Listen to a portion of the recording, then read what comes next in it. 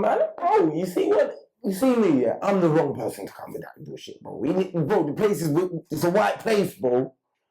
You get what I'm saying? And this is what I'm going to say. Imagine a white man, we've got a Jamaican man in the building. You don't have to speak that. I'm saying, imagine a white man misses a shot from Jamaica or Congo, bro. What the hell, bro? He's slaughtered.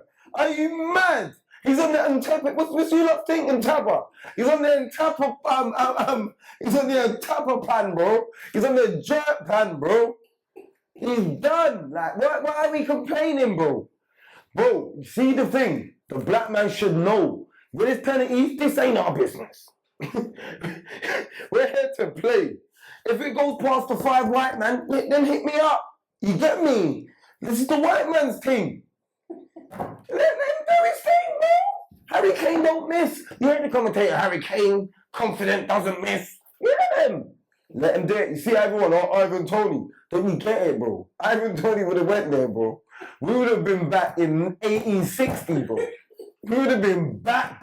Like, yes, Massa. No Massa. You know what I'm saying?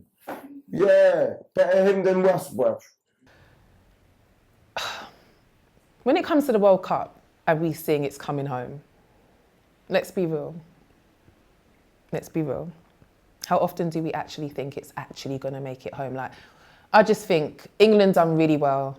And in terms of him missing the penalty, was it penalty? I always mix up penalty and free kick.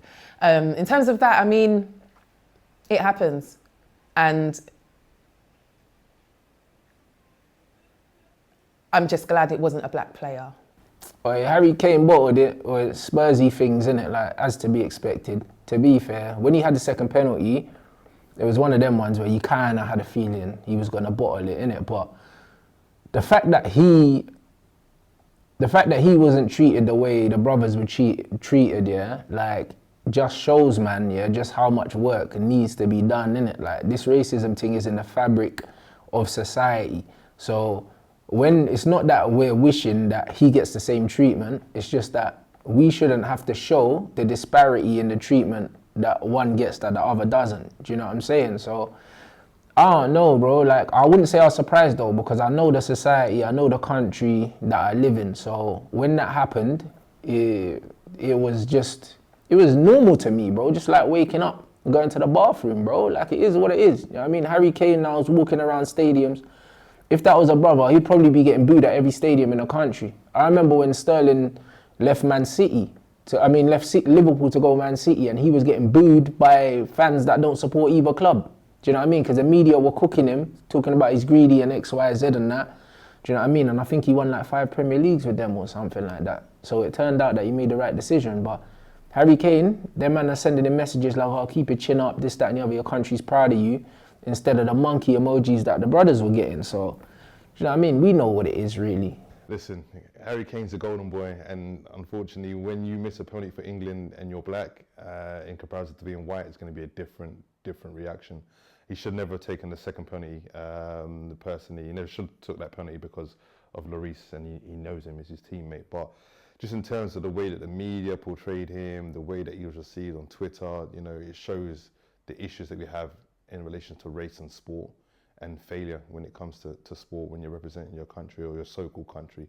You know, I think a lot of black players now are going to start to reevaluate whether they represent England, you know, because that's the pinnacle for many people's careers. But you've got people like Ademola Lookman representing Nigeria. A lot of people now go into their countries, or the birth of the countries that their parents are born in. So I think that's really, really important. But it just showcases the ignorance that we have, you know, in terms of what happened to Saka, Sancho, Rashford, and the way they were treated. And Harry Kane is almost forgotten, you know what I mean? He's been well received at every ground he's gone to, and there's been no negative backlash. But there was a lot of people in our communities calling for the same kind of treatment, but it's never going to happen because he's white. I think the only difference in the backlash is that none of it was rooted in racism, because obviously he's a white person in a white country. But I think he's been getting trolled left, right and centre. I just think obviously the race aspect ain't in it, so it's not as it's not as toxic or as poisonous as the abuse that the boys received last summer.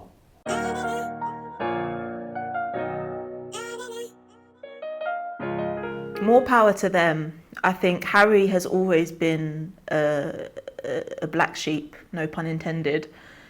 He's always been a bit of a rebel, and he's always been too human for all of their nonsense.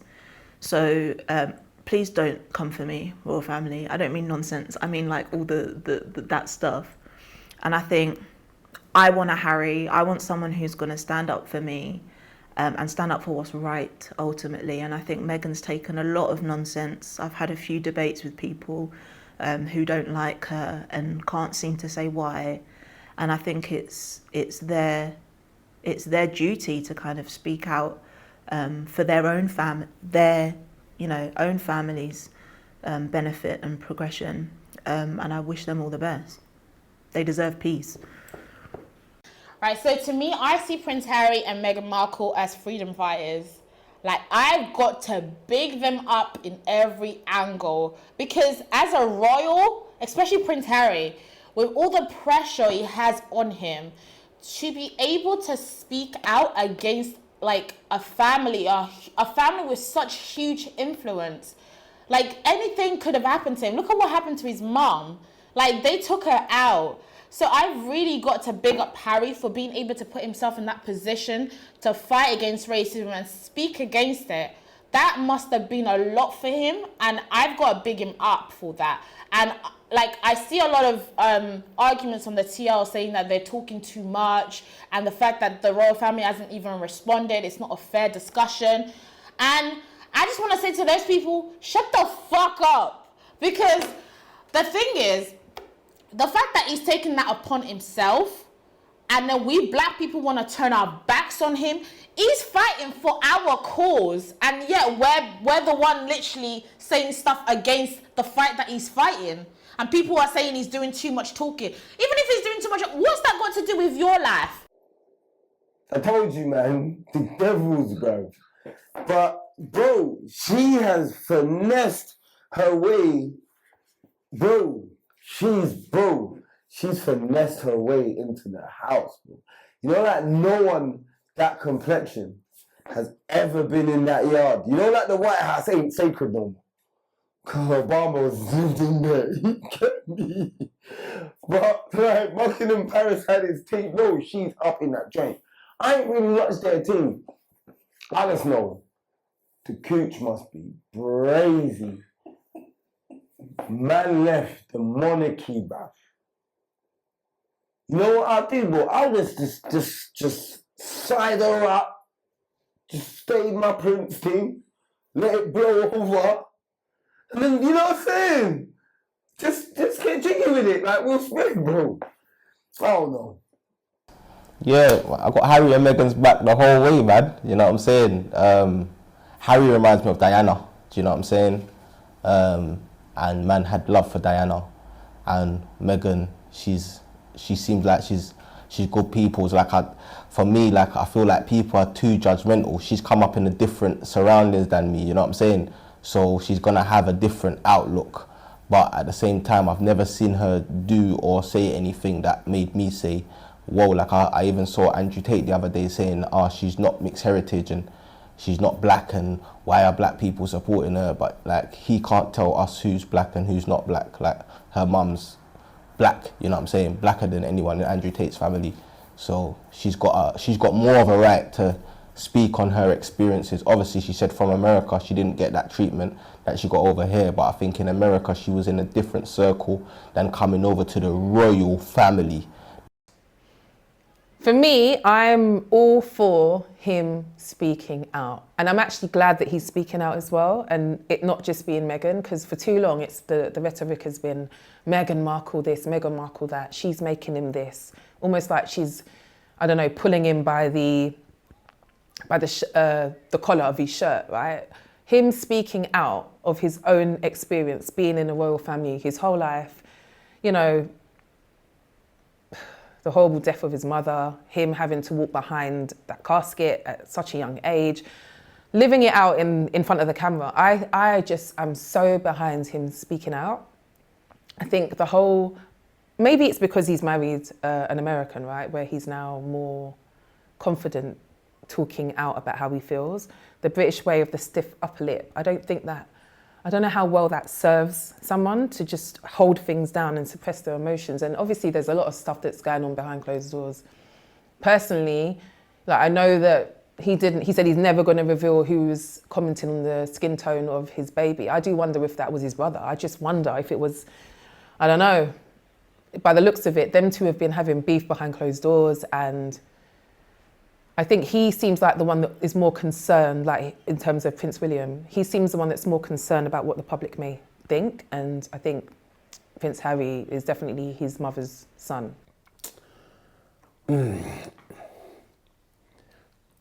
You know this one, yeah? I like Harry, right? And Meghan seems like good people, but I feel she wears the trousers. Don't quote me on that. I feel she wears the trousers, right? I feel this is her agenda and saying, Harry, you just gonna write a book, sell a book. We need to make money. Because, bro, you got 2 kids with me now. How you gonna feed us? You're not a ruler no more. You better go and make that Netflix special. So, because I don't think Harry's gonna do that out of his own accord. And of course, he felt like he had to speak up. But I reckon she wears the trousers. And I can understand why the British public will hate her because he's taking one of their own away from them. But at the same time, yeah, the royal family, we all know there's racism there, man. We all know there's racism there. We can't take away from them as well, right? So I can differentiate between the two. There is racism in the royal family, and at the same time, I can also understand this is Meghan's agenda. Because she went in there thinking, wait a minute, well, I can't act anymore. Wait a minute, I can't just go on and do an interview. I need to get you guys' permission.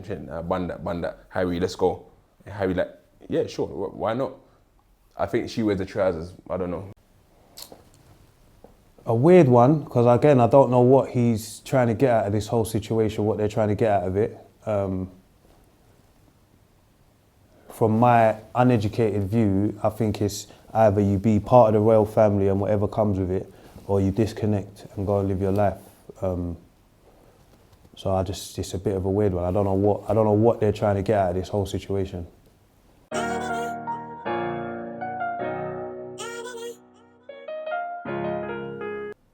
I think that was based on me. I'm Mel. So, makes sense. You know, it was epic video, absolute class, bang, bang, bang, bang, non-stop. Yeah. Yeah, it was amazing. But I don't know why I got a lot of stick, but I guess when you're at a certain level, people want to tear you down. So, yeah, we enjoyed it. Stormzy can do no wrong in my eyes. He's just like, I think he does encompass black excellence. I think he encompasses black excellence, and coming from where he's come from, it's so refreshing to see him being able to exude class, and, you know, also the fact that he pays homage to all of the people that have come before him, and like people that we might not think about because they're not super clouty, or, you know, but people that do deserve their flowers. And I think it's so nice to see a young man like Stormzy have a platform to be able to do that and take that chance. Stormzy's video was cold. The what's it, Mel made me do it thing?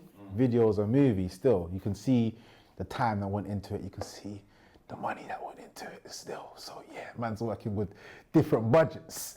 But yeah, big him up. It was a movie, man. Obviously, Stormzy's cold. I've always rated Stormzy, and not just biased because he's from similar, like, close ends to me, but Stormzy's been shelling for a long time.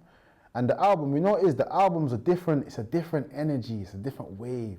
You get me? You have to be in that space to really enjoy it. Like sometimes man want to listen to one of them rhythms. Sometimes I want to listen to a K-trap or a PS. Sometimes I want to listen to a Dave, a Potter, or a Tef. And sometimes I might want to listen to one of the rhythms on Stormzy's thing. Hide and Seek's a big rhythm. Or Fire and Water. You got to take it in. Fire and Water is a masterpiece. You have to take it in. So, obviously, some of it was quite heartbreak related, innit? And then it's like, yo, if it's not something that you're really tapped into.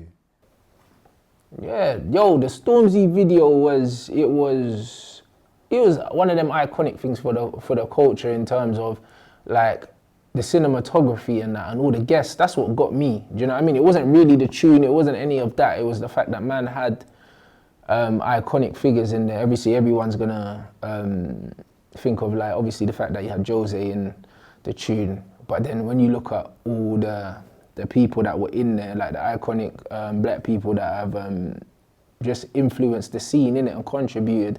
Obviously, being a football fan, it's always good to see like Uncle Righty and them man in there. But yeah, bruv, it was a cold video. Do you know what I mean? It was cold cinematography. It was put together really well.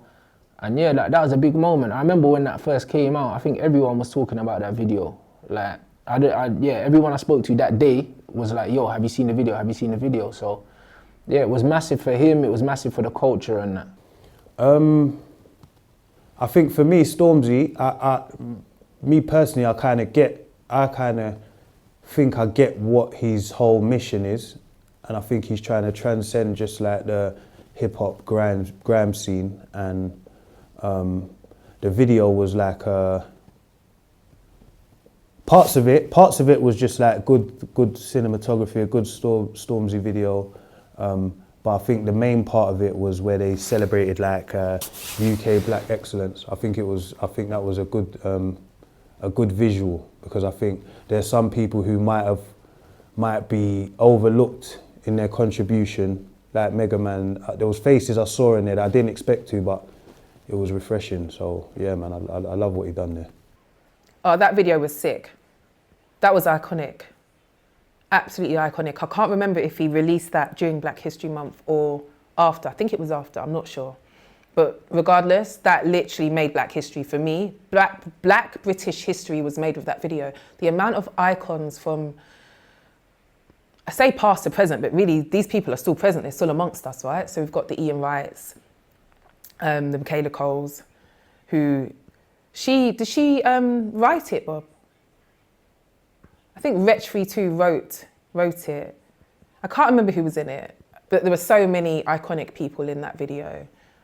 Obviously, Brenda Edwards and Jamal Edwards' family, may he rest in peace.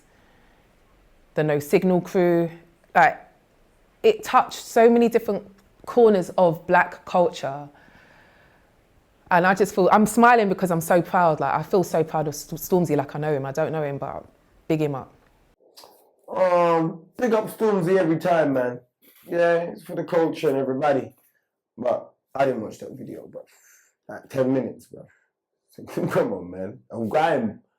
Is it grime? It's grimish, isn't it? No, he's rapping. Yeah, okay. Yeah, I listened to some of it, but bro, Gunner was cool then. So what was he gonna say? Yeah, man. What about the album? Did you listen to the album? Yeah, no, I listened to flittingly, but yeah. Decent album, good for the culture, big up Stormzy. And yeah, it's good for the thing.